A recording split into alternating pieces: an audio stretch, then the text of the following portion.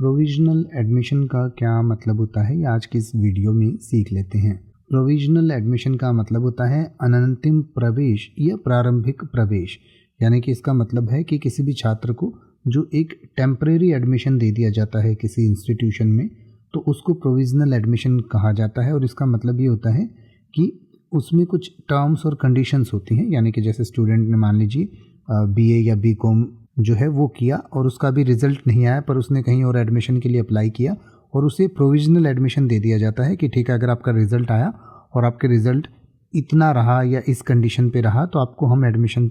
जो है वो कंटिन्यू कर देंगे, नहीं तो आपका एडमिशन कैंसिल कर दिया जाएगा। तो किसी भी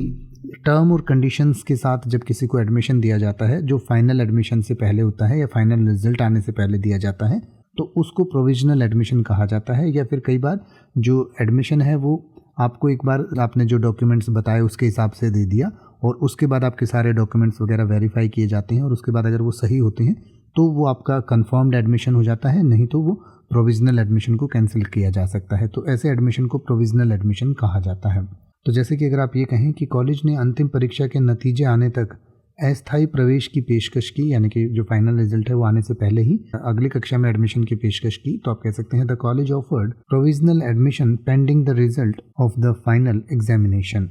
या अगर आप ये कहना चाहें कि आवश्यक दस्तावेज उपलब्ध कराने के बाद उन्हें अनंतिम प्रवेश की पुष्टि की जाएगी, तो आप कह सकते हैं इस provisional admission will be confirmed once he provides the necessary documents. या अगर आप ये कहना चाहें कि जब तक सभी शर्तें पूरी नहीं हो जाती अनंतिम प्रवेश स्थायी नामांकन की गारंटी नहीं देता,